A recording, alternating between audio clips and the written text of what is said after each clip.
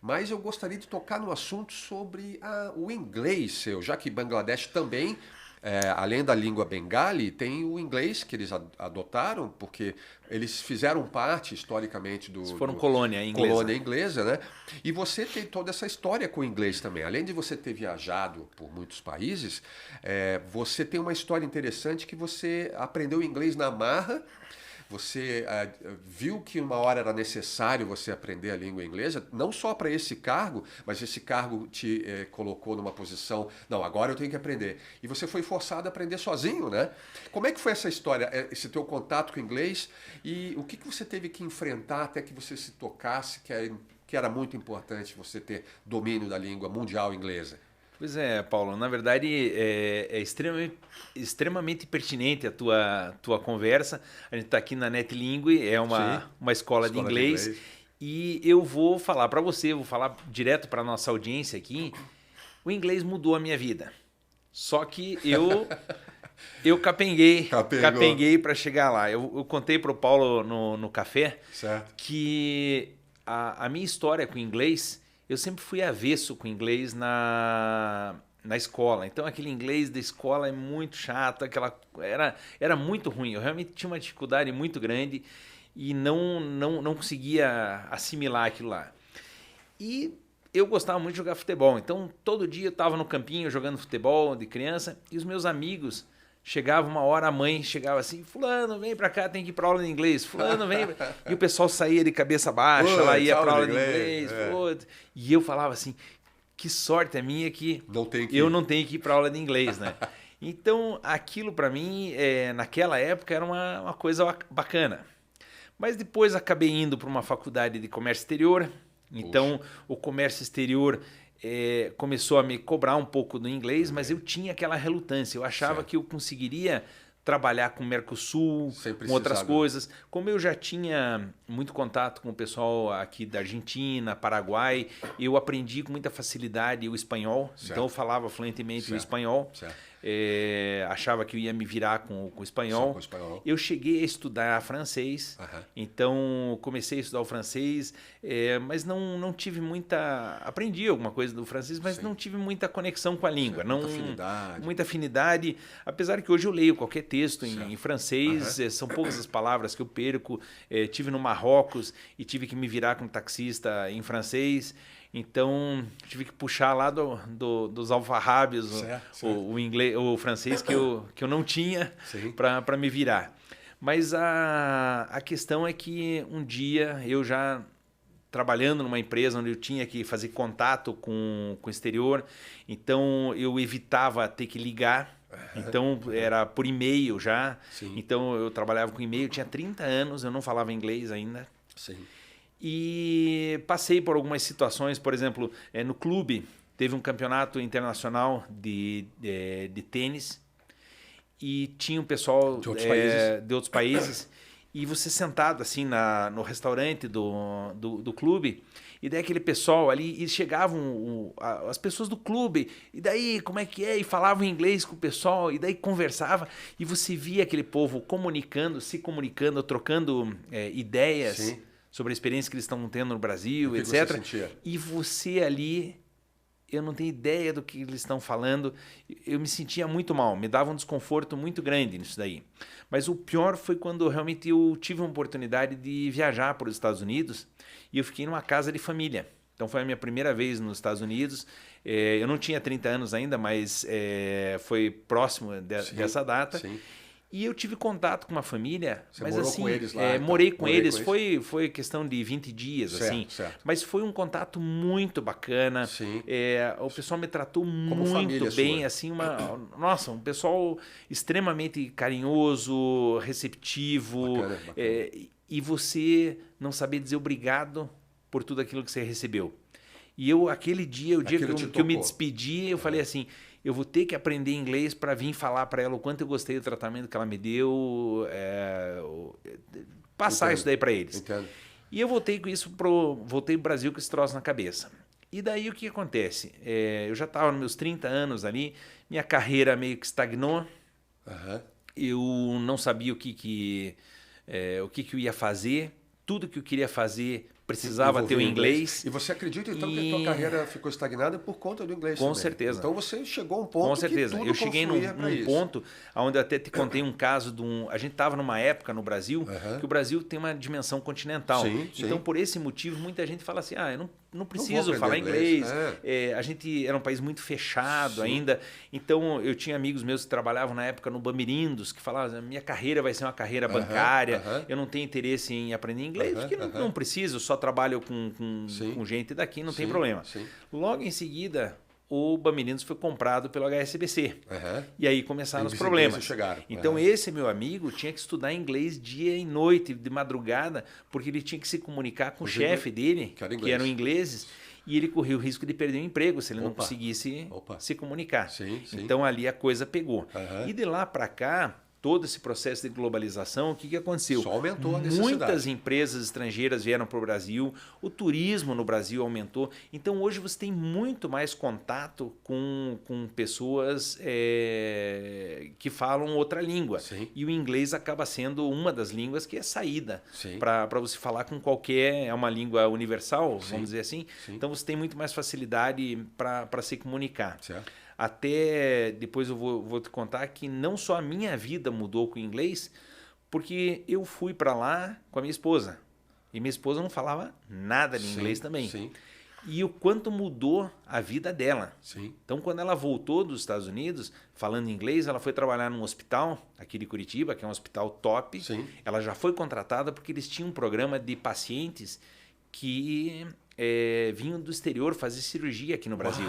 Então, eles montaram um pacote cirúrgico onde o pessoal ia para Foz do Iguaçu, conhecer Foz do Iguaçu, conhecia o circuito gastronômico aqui e depois ia para a cirurgia bariátrica. Então, precisava de alguém que... Então, precisava de alguém para fazer o acompanhamento e que falasse a língua. Em inglês, claro. Depois, ela foi para os Estados Unidos fazer um curso dentro da área dela e ela trouxe uma inovação aqui para o Brasil que não existia nessa área dela. Ela é fisioterapeuta, mas ela trouxe um conceito que mudou o tratamento do paciente.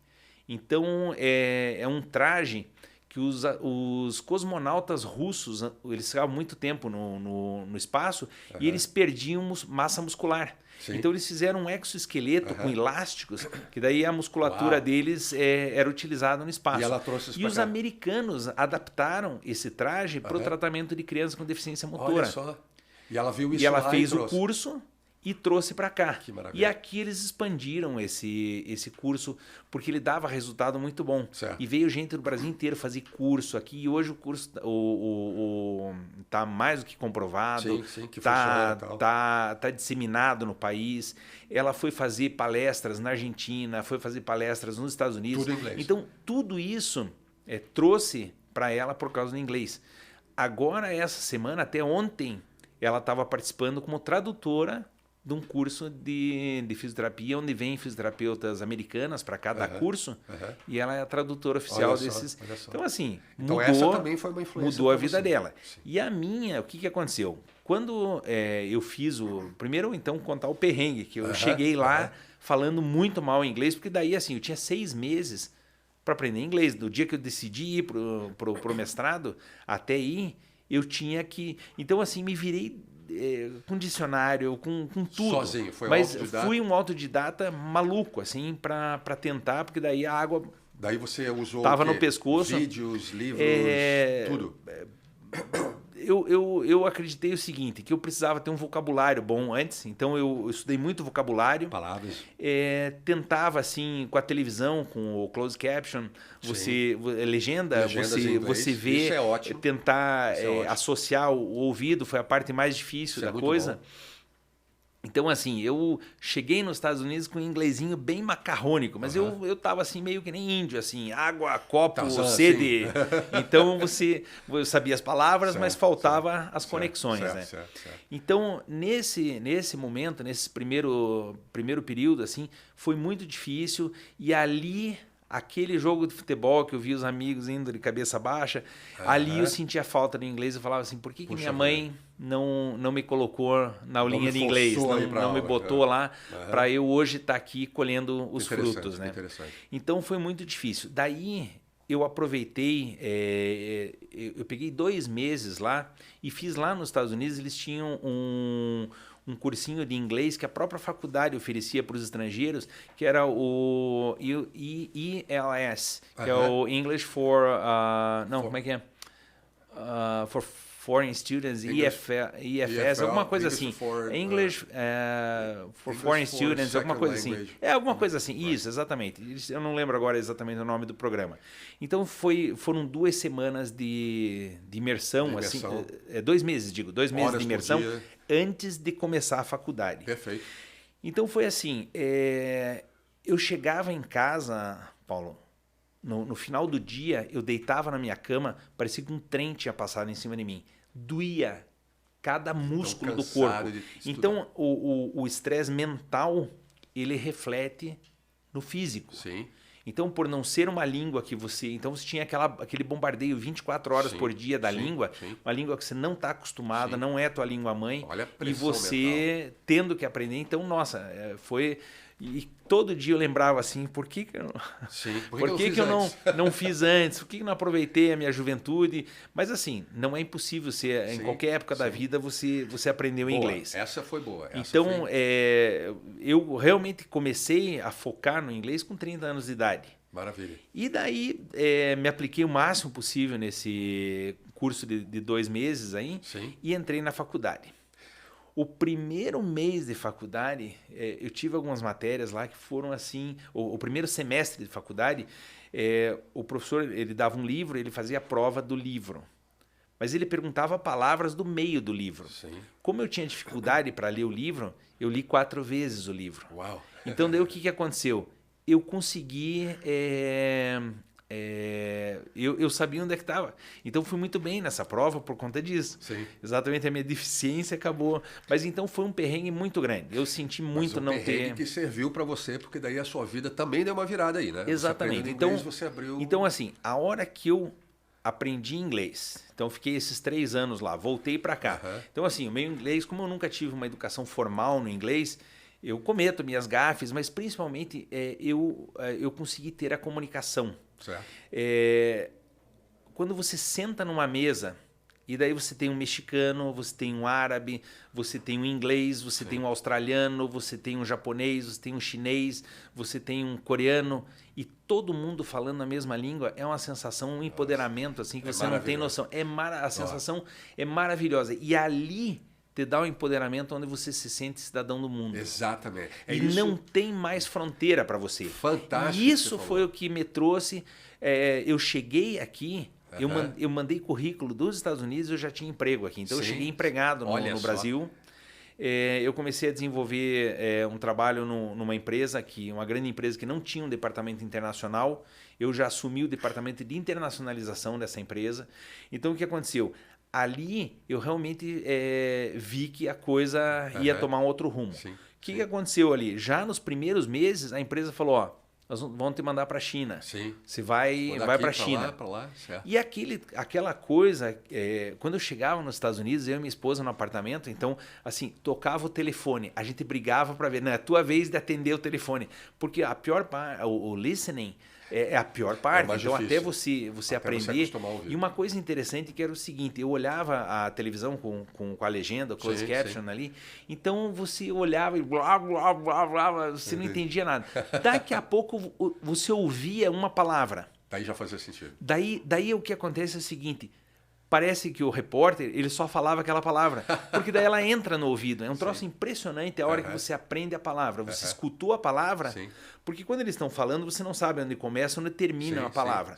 A partir do momento que você conhece a palavra e você escutou essa palavra, parece que eles ficam repetindo o dia inteiro aquela palavra, porque daí é só essa palavra que se escuta. Muito Daqui a bacana. pouco, pipocava mais uma palavra. E assim foi... só com o tempo mesmo para pipocar o listening e você realmente começar a ter um entendimento das palavras e ficar mais fluente. Então a gente nessa época brigava para ver quem atendia o telefone porque a gente tinha essa dificuldade de ouvir. E daí na empresa, a hora que a empresa fala para você, ó, você vai para a China, a tua tomada de decisão é na hora. Beleza, eu vou, hoje, claro, amanhã, você já se sente confiante, não tem problema nenhum, porque você não tem mais problema de se comunicar em inglês. Eu tenho, isso que você falou é extremamente importante, muito relevante, para a nossa conversa aqui, toda essa tua experiência como cônsul, e porque é isso que eu falo para os meus alunos, é isso que todos os professores daqui da NetLing e de outros lugares também falam, sobre a importância do inglês no mundo globalizado de hoje. Eu sei que isso é básico, todo mundo deveria, em tese, saber, mas não sabia, Marcelo. Nem todo mundo pensa dessa forma. Você não pensava anos atrás. Verdade. Eu tive a oportunidade de viajar lá cedo e morar muitos anos fora, mas eu vejo muita gente não entende o tanto de caminhos e de energia que abre na sua vida quando você aprende o inglês especificamente. E não é só porque por conta dos Estados Unidos serem líderes comerciais do mundo, mas é por causa da estrutura da língua inglesa ser extremamente fácil, né? A estrutura gramatical do inglês, em comparação com línguas latinas como a nossa, não tem, é muito mais fácil, né? E é isso que você falou de sentar à mesa e ver pessoas de outros países e você ser capaz de se comunicar com todos de igual para igual e trocar ideias, é como se o mundo não tivesse mais fronteiras. Mas uma coisa, e você criou para você isso. Uma coisa bacana, exatamente, Paulo. Assim, uma coisa sensacional, porque depois eu tive a oportunidade de viajar, viajei muito, e você sentar e você criar amigos de outros países, e daí você vê assim, por exemplo, as pessoas então de Bangladesh. Bangladesh fica do outro lado do mundo e você conecta com aquelas pessoas e você conta as suas histórias, elas contam as histórias deles. E você vê que são muito parecidos. Porque a gente tem a impressão, nossa, aquele pessoal tem uma cultura totalmente...